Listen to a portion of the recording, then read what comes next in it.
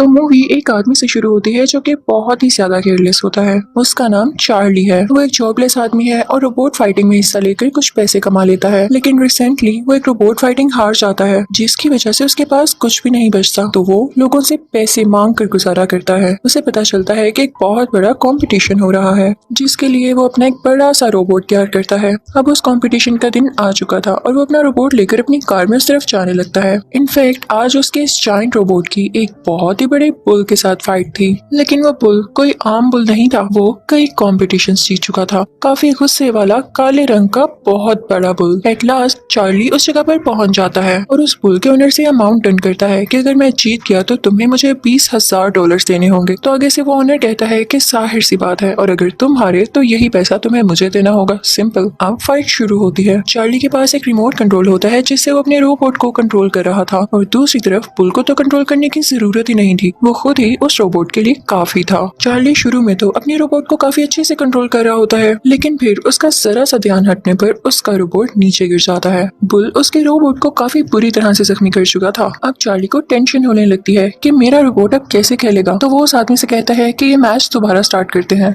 तो वो आदमी कहता है कि ना ना, अब तुम्हारा रोबोट कूड़े में जाएगा। और यही होता है। उसका इतना जायंट बुल उस रोबोट का कुछ नहीं छोड़ता। वो उसके टुकड़े टुकड़े कर देता है। जाहिर सी बात है, चार्ली अब मैच हार चुका था और उसे वादे के मुताबिक अब $20,000 उसी बुल के ऑनर को देने थे। उसके पास तो जरा भी पैसे नहीं थे। तो वो घबरा जाता है और वहाँ से भागने लगता है। वो एक जगह पर छुप जाता है। तभी वहाँ पर दो लोग आते हैं और उसे बताते हैं कि जिस औरत के साथ तुम 10 साल पहले रहते थे उसकी डेथ हो चुकी है, और अब तुम्हारा एक बेटा भी है जो कि 10 साल का है, और वो अब अकेला है क्योंकि उसकी माँ अब इस दुनिया में नहीं रही। तो उसकी आंट यानी खाला उसे अपने पास रखना चाहती है। अब ये फैसला कोर्ट तुम्हारी इजाजत के बगैर तो नहीं लेने वाली। अब तुम आकर ये बताओ कि क्या तुम्हें अपने बेटे को अपने पास रखना है या तुम अलाउ कर दोगे उसकी आंट को। चार्ली तो पहले ही वहाँ से भागना चाहता था, तो वो फौरन से वहाँ से कोर्ट चला जाता है, जहाँ पर उस बच्चे की आंट कोर्ट में कह रही होती है कि मैं बहुत ज्यादा अमीर हूँ, मैं इस बच्चे का ख्याल अच्छे से रख सकती हूँ, ये जो मांगेगा मैं इसे दूंगी। और फिर वो जाकर चार्ली से रिक्वेस्ट करती है। चार्ली को तो कोई फर्क नहीं पड़ता था कि उसका बेटा जिस मर्सी के पास जाए, क्योंकि वो उससे कभी मिला जो नहीं था और वो इजाजत देने भी वाला था। लेकिन तभी उसे एक आइडिया आता है। वो कहता है कि मैं ऐसे शो करूंगा जैसे मैं अपने बेटे को उसकी आंट के पास नहीं भेजना चाहता,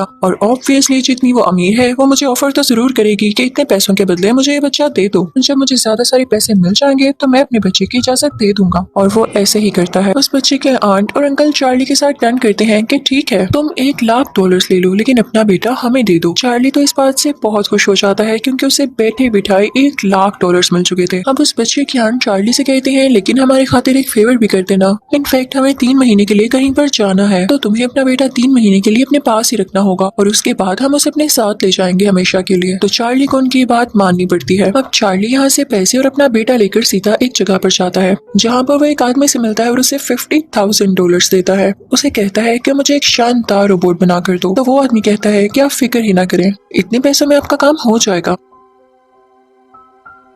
चार्ली का बेटा ये सारी बातें सुन लेता है तो उसे बिल्कुल अच्छा नहीं लगता। चार्ली उससे कहता है कि इन पैसों के बदले में हमारे पास एक बहुत आला रोबोट आने वाला है, और कुछ ही दिन में वो रोबोट उनकी तरफ आ जाता है। वो दोनों उसका नाम नोइजी बॉय रखते हैं। वो बहुत ही ज्यादा जायंट और पावरफुल था। चार्ली ये प्लान करता है कि क्यों ना, इतना अच्छा रोबोट मेरे पास आ चुका है तो एक रोबोट फाइटिंग ही हो जाए। चार्ली का बेटा कहता है कि मैं भी आपके साथ जाऊंगा, और अब वो दोनों एक जगह पर जाते हैं और रोबोट फाइटिंग शुरू हो जाती है। चार्ली चाहता तो इतने पावरफुल रोबोट का यूज करके वो ये फाइटिंग जीत सकता था, लेकिन था वो केयरलेस ही। वो ये फाइट भी बुरी तरह से हार जाता है क्योंकि दूसरे आदमी का रोबोट पहले तो नोइजी बॉय का हाथ उखाड़ता है और फिर उसके बाद उसका सर उसकी बॉडी से लहता कर देता है। इस बात की वजह से चार्ली बहुत टूट जाता है। अब वो अपने बेटे से कहता है कि कुछ भी हो, मैं इस रोबोट को छोड़ कर ही रहूंगा, और फिर वहाँ से ये दोनों जंक यार्ड जाते हैं ताकि वहाँ से इनको कोई ऐसा सामान मिल सके जिनकी वजह से इसका रोबोट जुड़ सके।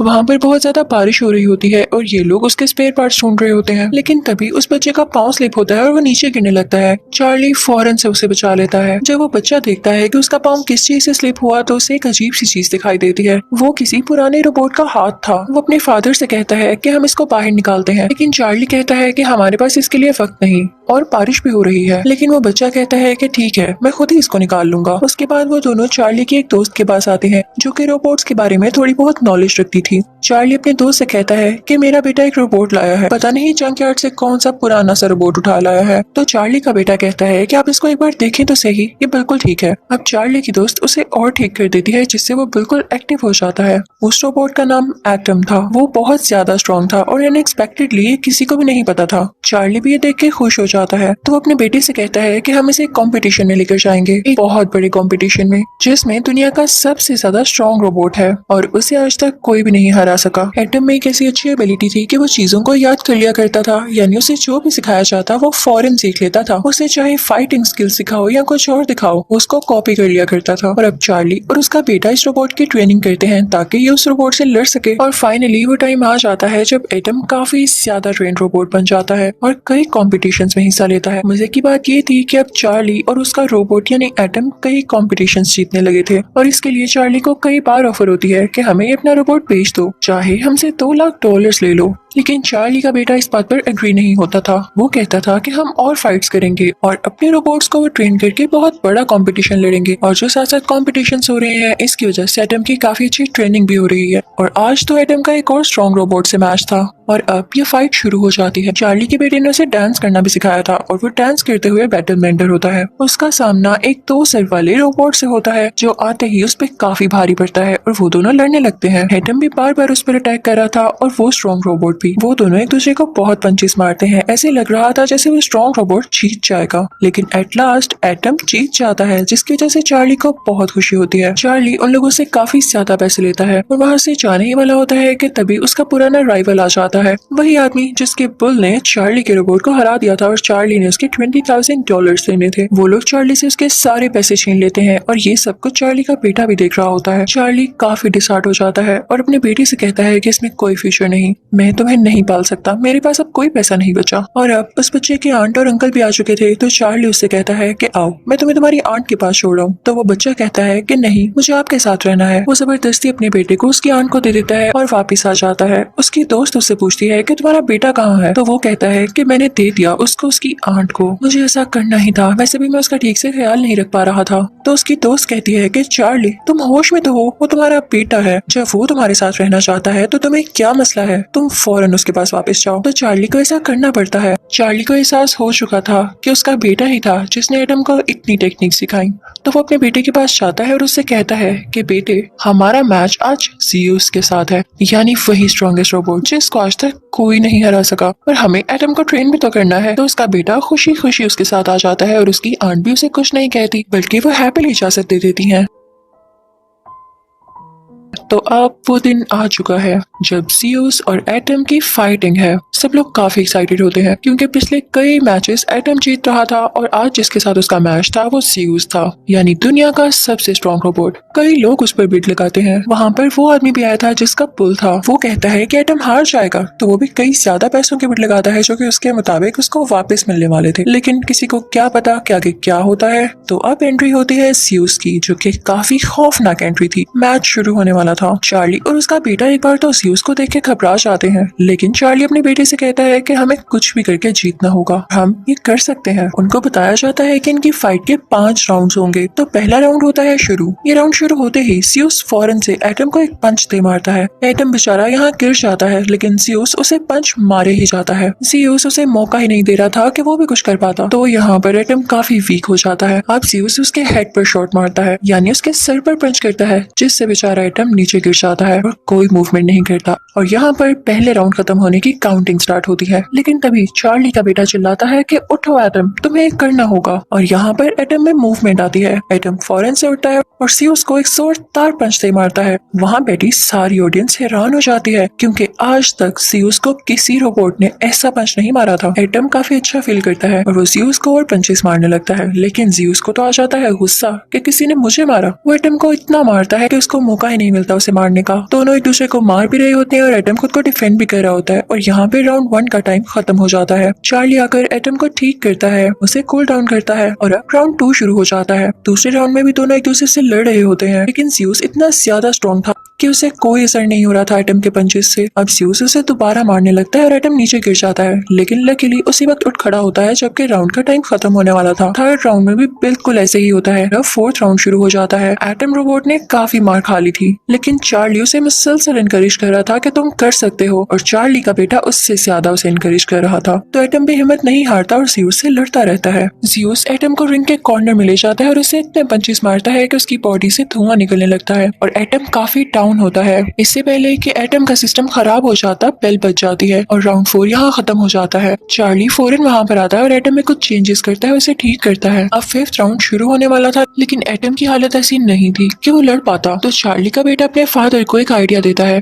कि हम जानते हैं कि एटम हमारे एक्शंस को कॉपी करता है। अब उसमें तो इतनी हिम्मत नहीं है कि वो खुद से लड़ सके, तो क्यों ना आप उसके पास खड़े होकर वैसे ही एक्शंस करें, तो वो भी आपको कॉपी करने लगेगा। चार्ली कहता है कि ऐसे कैसे हो सकता है, सारे लोग हैं और वो मुझे नोट करेंगे। तो चार्ली का बेटा कहता है कि आप रिंग से बाहर ही रहिएगा, जैसे बाकी ऑडियंस चेयर अप कर रही होती है आप भी वैसे ही चेयर अप करिएगा, किसी को कोई शक नहीं होता। अब राउंड शुरू होता है, ये फाइनल राउंड था, तो चार्ली भी वैसे एक्शंस करने लगता है और जैसे उनका प्लान था एटम भी उन्हें कॉपी करने लगता है। राउंड शुरू होते ही ज़्यूस उस पे काफी अटैक करने लगता है, उसे पंचेस मारने लगता है।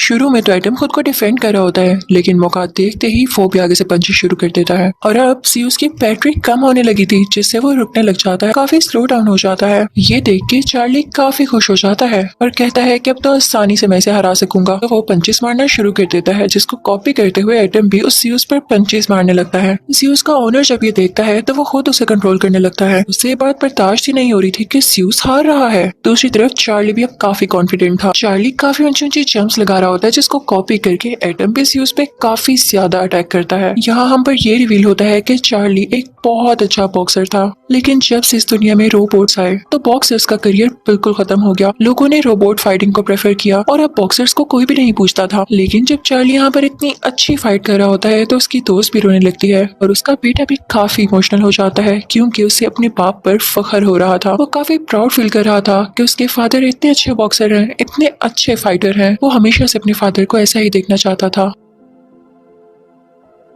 ऑडियंस चार्ली को और एटम को चेयर अप करने लगती है। चार्ली को अपने करियर की पुरानी यादें आने लगी थी, तो वो काफी दिल से फाइट कर रहा होता है। चार्ली फाइनली एटम के जरिए ज़्यूस के चिन पर अटैक करता है। ऐसा एक्शन आज तक किसी ने नहीं किया था। ऐसा करने की वजह से ज़्यूस के सिस्टम में एरर आ जाता है और वो नीचे गिर जाता है मुंह के बल। अब काउंटडाउन शुरू होने लगता है, क्योंकि ये फाइनल राउंड था और अगर ज़्यूस इस काउंटडाउन के दौरान ना उठता तो फाइनली अब एटम जीत चुका था। लेकिन ज़्यूस का ऑनर ऐसा होने दे नहीं सकता था, तो वो जैसे तैसे करके उसे दोबारा से खड़ा कर देता है। लेकिन अब एटम को जीतना ही था और उसमें काफी कॉन्फिडेंस आ चुका था। वो ज़्यूस के उठते ही उसे फिर से पंच मारने लगता है और काफी ज्यादा अटैक करता है, जिससे ज़्यूस बेचारा फिर से गिर जाता है। ज़्यूस का ऑनर गुस्से में कंट्रोलर ही तोड़ देता है और अब यहाँ पर ज़्यूस की बैटरी भी लो थी, यानी कोई चांस नहीं था कि ज़्यूस दोबारा से उठ खड़ा होता। चार्ली को साफ दिख रहा था कि वो और एटम जीत चुके हैं, तो वो काफी खुश होता है और उसकी दोस्त और उसका बेटा भी उसे काफी अप्रिशिएट करते हैं। अब अनाउंसमेंट होने वाली थी कि असल में विनर कौन है, लेकिन जब अनाउंसमेंट होती है तो सब हैरान रह जाते हैं, क्योंकि उन्होंने ज़्यूस को विनर बना दिया था। बात भी ठीक थी कि हर राउंड में ज़्यूस ने ज्यादा अच्छा परफॉर्म किया था, बस आखिरी राउंड में एटम ने उसे हराया। लेकिन इस डिसीजन से कोई भी खुश नहीं होता। ऑडियंस कहते हैं कि आखिरी राउंड में ही तो फाइट का मजा आया, इतनी लाजवाब फाइटिंग और आपने ज़्यूस को जिता दिया। सारे लोग शोर मचाने लगते हैं। तो जिन लोगों ने अनाउंस किया था कि ज़्यूस विनर है, वो कहते हैं रुके रुके, पूरी बात तो सुने। ज़्यूस सिर्फ पॉइंट्स की बेस पर जीता, लेकिन इस फाइट का चैंपियन है एटम। वहाँ पर एटम को चैंपियन का टाइटल दिया जाता है। चार्ली को बहुत सारे पैसे मिलते हैं और काफी ज्यादा अप्रिसिएशन भी। ज़्यूस अब खत्म हो चुका था, इसलिए उसे विनर बनाने का कोई फायदा भी न होना था और सब लोग काफी खुश होने लगते हैं और चार्ली खुशी में अपने बेटे को गले से लगा लेता है। चार्ली का बेटा अपने डैड से कहता है कि मुझे आप पे प्राउड है, और चार्ली भी अपने बेटे से कहता है कि मुझे तुमसे बहुत प्यार है। मुझे जो पैसे मिले हैं मैं तुम्हारी आंट को वापस करके तुम्हें अपने पास ले आऊंगा, मैं अब तुम्हें दूर नहीं जाने दूंगा। तो चार्ली का बेटा कहता है कि मुझे भी आप जैसा बनना है, और यहाँ पर ये मूवी हैप्पीली एंड हो जाती है। Thank you so much.